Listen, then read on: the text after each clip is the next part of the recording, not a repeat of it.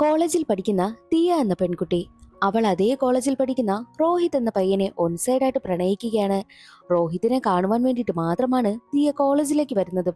പഠിത്തത്തിനേക്കാൾ കൂടുതലും അവൾ ശ്രദ്ധിക്കുന്നത് രോഹിത്തിനെയാണ്. എന്നാൽ ഈ ഒരു കാര്യമൊന്നും രോഹിത്തിന് അറിയതേയില്ല. രോഹിത് ആണെങ്കിൽ നന്നായിട്ട് ചിത്രം വരയ്ക്കും. രോഹിത് എന്നും ചിത്രം വരച്ചു കൊണ്ടുവന്ന് നോട്ടീസ് ബോർഡിൽ ഒട്ടിക്കാറുള്ളത് പതിവാണ്. ഒരു ദിവസം ഐശ്വര്യ റായിയുടെ ചിത്രം വരച്ചു കൊണ്ടുവന്ന് അവൻ നോട്ടീസ് ബോർഡിൽ ഒട്ടിച്ചു. അത് കാണുന്ന ദിയയ്ക്ക് ഒരുപാട് സന്തോഷമാകും. എന്നാൽ അവിടേക്ക് വന്ന പെൺകുട്ടികളൊക്കെ രോഹിത്തിനെ പുകഴ്ത്തിയൊക്കെ സംസാരിക്കുന്നത് ദിയയ്ക്ക് അത്ര ഇഷ്ടമാകുന്നതേയില്ല. അതുകൊണ്ട് തന്നെ ആരും അറിയാതെ ചിത്രം അവൾ അടിച്ചു മാറ്റിക്കൊണ്ടു പോകുന്നു. അടുത്ത ദിവസം വന്ന് നോക്കുന്ന സമയത്ത് രോഹിത് ആ ചിത്രം കാണുന്നതേയില്ല. രോഹിത് അങ്ങനെ വീണ്ടും ഒരു കുട്ടിയുടെ ചിത്രം വരച്ചു കൊണ്ടുവന്ന് ഒട്ടിക്കുന്നു. ആ ചിത്രവും ദിയ കൈക്കലാക്കുകയാണ്. ഈ കാര്യമൊന്നും രോഹിത്തിന് അറിയത്തില്ലല്ലോ.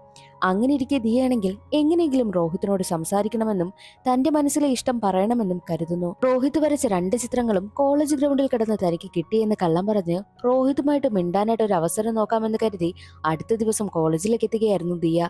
രണ്ട് ചിത്രങ്ങളും ദിയയുടെ കൈവശമുണ്ട്.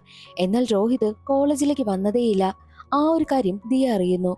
ഒരുപാട് അവൾ കാത്തിരുന്നിട്ടും അവൻ വന്നതേയില്ല. രോഹിതിന്റെ ക്ലാസ്സിൽ ചെന്ന് രോഹിത് എന്താ വരാത്തതെന്ന് ദിയ അന്വേഷിക്കുന്ന സമയത്താണ് രോഹിതിന് വരില്ല, പഠിത്തം അവസാനിപ്പിച്ചു, അവനൊരു സ്കോളർഷിപ്പ് കിട്ടിയത് കൊണ്ട് കൊറിയയിലേക്ക് പോയിട്ടുണ്ട് എന്നുള്ള കാര്യം ക്ലാസ്സിൽ പഠിക്കുന്ന കുട്ടി വഴി ദിയ അറിയുന്നു. ദിയ ആകെ തകർന്നു പോവുകയാണ്. രോഹിതിനു വേണ്ടിയിട്ടാണല്ലോ ദിയ കോളേജിൽ പഠിക്കാൻ വന്നുകൊണ്ടിരുന്നതും. രോഹിത് ഇല്ലാത്ത ദിവസങ്ങളൊക്കെ അവൾക്ക് വെറും നരകം പോലെയായിരുന്നു. എങ്ങനെയൊക്കെയോ കഷ്ടപ്പെട്ട് അവൾ കോളേജിലെ ദിവസങ്ങളൊക്കെ തള്ളി നിൽക്കുകയാണ്. കുറേ നാളുകൾ കടന്നുപോയി. ദിയ അങ്ങനെ പഠിത്തമൊക്കെ കഴിഞ്ഞ് അവൾക്ക് ജോലിയും കിട്ടി. അങ്ങനെ ഇരിക്കെ ഒരു ദിവസം ദിയ തന്റെ ഫ്ളാറ്റിലേക്ക് വരുന്ന സമയത്ത് ലിഫ്റ്റ് ഓപ്പൺ ആകുമ്പോഴോ അവിടെ വെച്ച് രോഹിത്തിനെ കാണുന്നു. ദിയയുടെ ഹാർട്ട് ബീറ്റ് കൂടുവാനായും തുടങ്ങി. അവൾ ഒരുപാട് നാളുകൾക്ക് ശേഷമാണല്ലോ രോഹിത്തിനെ കാണുന്നതും. പക്ഷെ അവൾ മിണ്ടുവാനൊന്നും ചെന്നതേയില്ല. ഒരു ദിവസം അതേ ലിഫ്റ്റിൽ വെച്ച് വീണ്ടും അവൾ രോഹിത്തിനെ കാണുന്നു. അവൾ ഒന്നും മിണ്ടാതെ ലിഫ്റ്റിൽ നിന്ന് ഇറങ്ങുവാനായി പോകുന്ന സമയം തന്നെ ദിയയല്ലേ, ബാംഗ്ലൂർ കോളേജിൽ പഠിച്ചിരുന്നതല്ലേ, എന്നെ അറിയാവോ, ഞാൻ രോഹിത് എന്ന് പറഞ്ഞ് രോഹിത് അവളോടൊപ്പം മിണ്ടുവാനായിട്ട് ശ്രമിക്കുന്നു.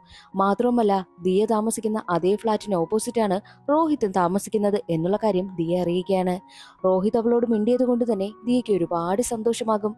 പിന്നീടുള്ള ദിവസങ്ങളിലെല്ലാം രോഹിത് എപ്പോഴൊക്കെ ഫ്ളാറ്റിന് പുറത്തേക്ക് വരുന്നോ അത് നോക്കി വെയിറ്റ് ചെയ്ത് നിൽക്കുകയാണ് ദിയ. എന്നിട്ട് അവളും പുറത്തേക്ക് ഇറങ്ങിയിട്ട് അവനോട് സംസാരിക്കുവാനൊക്കെ ശ്രമിക്കുന്നു. ദിവസങ്ങൾ കടന്നുപോകെ അവർക്കിടയിലുള്ള ഫ്രണ്ട്ഷിപ്പ് വളർന്നു വന്നുകൊണ്ടേയിരുന്നു. എന്നാൽ ഒരു ദിവസം ദിയ ബീച്ചിലേക്ക് എത്തുമ്പോഴോ അതേ ബീച്ചിൽ തന്നെ രോഹിത് നിന്നിട്ട് മറ്റൊരു പെൺകുട്ടിയെ കെട്ടിപ്പിടിക്കുന്നത് ദിയ കാണുന്നു. അവൾ ആകെ തകർന്നു പോവുകയാണ്. അവൾ നേരെ തന്റെ ഫ്ളാറ്റിലേക്ക് വരും. എന്നിട്ട് അവിടെ ഉണ്ടായിരുന്ന രോഹിത് വരച്ച ചിത്രങ്ങളൊക്കെ അവൾ വലിച്ചു കീറി കളയുകയാണ്. അപ്പോൾ ആരോ കോളിംഗ് ബെൽ അടിക്കുന്നു. അവൾ ഡോറ് തുറന്നു നോക്കുമ്പോഴോ ഡോറിന് പുറത്തായിട്ട് ഒരു ഡയറി പോലുള്ളൊരു ബുക്ക് ഇരിപ്പുണ്ട്. ആ ബുക്ക് ഓപ്പൺ ആക്കി നോക്കുന്ന സമയത്ത് അതിൽ മുഴുവൻ ദിയയുടെ ചിത്രങ്ങളായിരുന്നു. ആ ചിത്രങ്ങൾ വരച്ചത് രോഹിതും. കോളേജിൽ പഠിക്കുന്ന സമയത്ത് ദിയ രോഹിത്തിനെ ശ്രദ്ധിക്കുന്നത് പോലെ തന്നെ രോഹിതും ദിയയെ ശ്രദ്ധിച്ചിരുന്നു. അപ്പോഴൊക്കെയുള്ള ദിയയുടെ ചിത്രങ്ങളാണ് രോഹിത് വരച്ചിരുന്നതും. ആ ബുക്കാണിപ്പോൾ ദിയയ്ക്ക് കിട്ടിയിരിക്കുന്നത്. അങ്ങനെ ദിയ തന്നെ രോഹിത് പ്രണയിക്കുന്നു എന്നുള്ള സത്യം മനസ്സിലാക്കി രോഹിത്തിന്റെ അടുത്തേക്ക് ചെല്ലുന്നു. രണ്ടുപേരും പരസ്പരം കെട്ടിപ്പിടിക്കുകയാണ്. ദിയയ്ക്ക് നേരത്തെ സംഭവിച്ചത് വെറും തെറ്റിദ്ധാരണയായിരുന്നു. അങ്ങനെ അവർ രണ്ടുപേരും പ്രണയിക്കുവാനായും ആരംഭിച്ചു. സന്തോഷകരമായിട്ടുള്ള ദിവസങ്ങൾ മുന്നോട്ട് പോകവേ ഒരു ദിവസം രണ്ടുപേരും മൂവിക്ക് പോയിട്ട് തിരികെ വരുന്ന വഴിയിൽ അവരുടെ വണ്ടി ആക്സിഡന്റ് ആകും. ദിയയും ഹോസ്പിറ്റലിൽ അഡ്മിറ്റ് ആവുകയാണ്. ദിയ എത്ര തന്നെ രോഹിത്തിനെ കാണണമെന്ന് പറഞ്ഞിട്ടും ആരും രോഹിത്തിനെ കാണിക്കുന്നതേയില്ല. കാരണം അവൻ മരണപ്പെട്ടു പോയി. ആ ഒരു സത്യം ദിയ അറിയുകയാണ്. രോഹിത്തിന്റെ മരണവാർത്ത ദിയയ്ക്ക് താങ്ങാനായില്ല. അങ്ങോട്ടുള്ള ദിവസങ്ങളിലെല്ലാം അവൾ ഒറ്റയ്ക്ക് ജീവിച്ച് വല്ലാത്തൊരു ഡിപ്രഷനിലേക്ക് കടന്നു പോവുകയാണ്. മാത്രവുമല്ല അവൾക്ക് രോഹിത്തിനെ മറക്കുവാനായും കഴിയുന്നില്ല. അതുകൊണ്ട് തന്നെ സ്വന്തം ശരീരം വേദനിപ്പിച്ചുകൊണ്ടിരുന്ന ദിയ ആത്മഹത്യ ചെയ്യുവാനായും തീരുമാനിക്കുന്നു. ഒരു റെയിൽവേ ട്രാക്കിൽ വന്ന് നിൽക്കുകയാണ് ദിയ. പക്ഷേ പേടി കാരണം അവൾ ആ റെയിൽവേ ട്രാക്കിൽ നിന്ന് മാറുകയുണ്ടായി. അവൾക്ക് പേടി കാരണം ആത്മഹത്യ ചെയ്യുവാനായും കഴിഞ്ഞിരുന്നില്ല.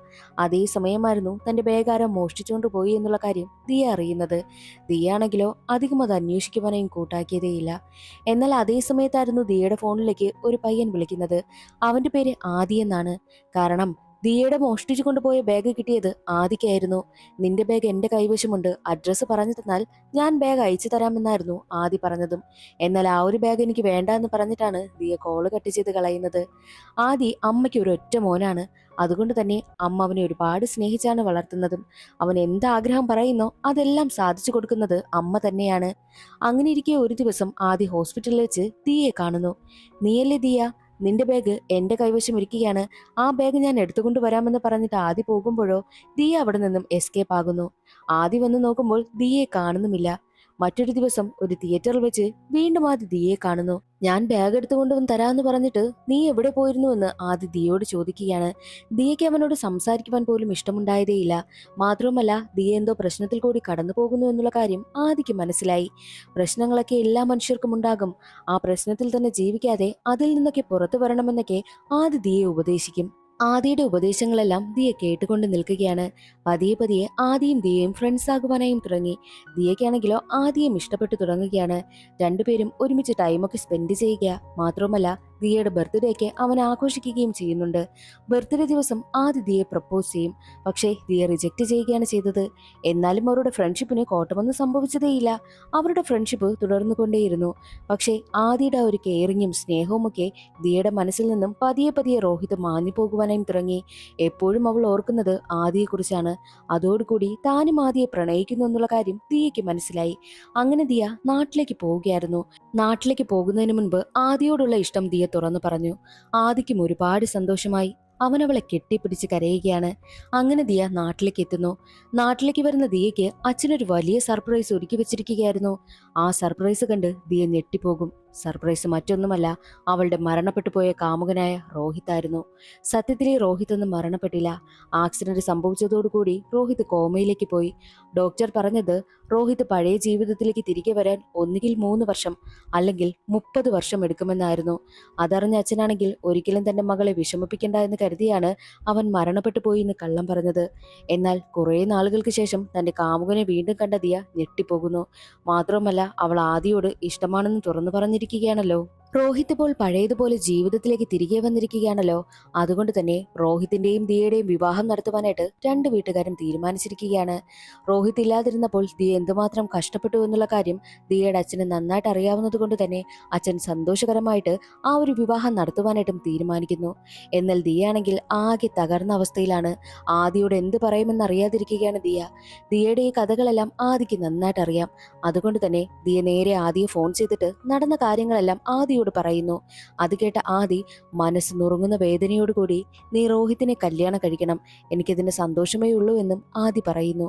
ആദിയാണെങ്കിലോ ആകെ ചങ്ക് തകർന്നിരിക്കുകയാണ്. എന്നാൽ ദിയയുടെ വിവാഹം ഉറപ്പിച്ചിരിക്കുകയാണല്ലോ. ആ ഒരു കാര്യവും ആദി അറിയുന്നു. ആദി അങ്ങനെ വിവാഹത്തിന് പോകുവാനായിട്ടും തീരുമാനിച്ചിരിക്കുകയാണ്. പക്ഷേ ആദിയുടെ അമ്മ ആദിക്ക് അടുത്തേക്ക് വന്നിട്ട് പറയുന്നത്, ഇതുവരെയും നീ ആഗ്രഹിച്ച എന്ത് ഞാൻ സാധിച്ചു തന്നിട്ടേയുള്ളൂ. പക്ഷേ ഈ ഒരു കാര്യം ഞാൻ എതിര് നിൽക്കുകയാണ്. നീ ദിയയുടെ കല്യാണത്തിന് പോകരുതെന്നും ആദിയോട് അമ്മ പറയും. പക്ഷേ ആദി ഇത് കേൾക്കുവാനായിട്ട് കൂട്ടാക്കുന്നില്ല.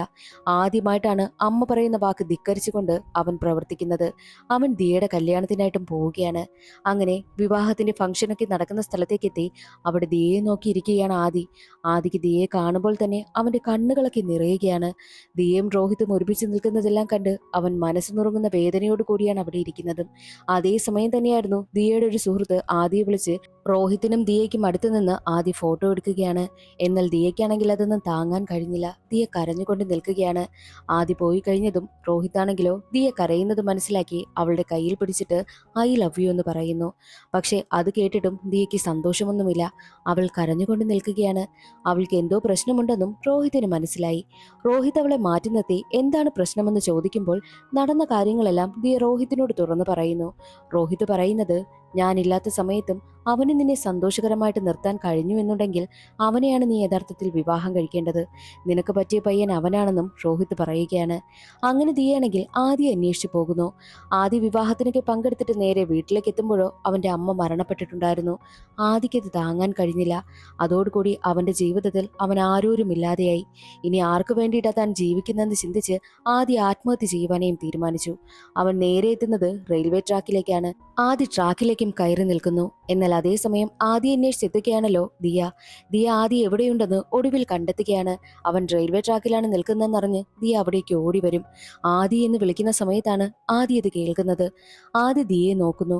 എന്നാൽ അവളുടെ കഴുത്തിൽ താലിയില്ലെന്ന് മനസ്സിലായതും ആദിക്ക് സന്തോഷമായി. തന്നെ തേടിയാണ് ദിയ വന്നിരിക്കുന്നതെന്നും ആദിക്ക് മനസ്സിലായി. എന്നാൽ അവൻ സന്തോഷത്തോടു കൂടി ട്രാക്കിൽ നിന്നും ഇറങ്ങുവാനായി പോകുന്ന സമയം തന്നെയായിരുന്നു ട്രെയിൻ വന്നവനെ ഇടിക്കുന്നതും. ദിയയുടെ കൺമുന്നിൽ വെച്ച് തന്നെ ആദി മരണപ്പെട്ടു പോകുന്നു. അതോടുകൂടി ദിയ വീണ്ടും തകർന്നു പോവുകയാണ്. സത്യത്തിൽ ദിയയുടെ ജീവിതം എന്ത് ട്രാജഡിയല്ലേ. അതോടുകൂടി സിനിമയുടെ കഥയും അവിടെ അവസാനിക്കുന്നു. നിങ്ങളുടെ അഭിപ്രായം എന്തെന്ന് കമന്റ് ചെയ്യാൻ മറക്കരുതേ. വീഡിയോ ഇഷ്ടമായാൽ ലൈക്ക് ചെയ്യാൻ മറക്കരുതേ. അടുത്തൊരു വീഡിയോയിൽ കാണാം. അതുവരെ എല്ലാവർക്കും ബൈ.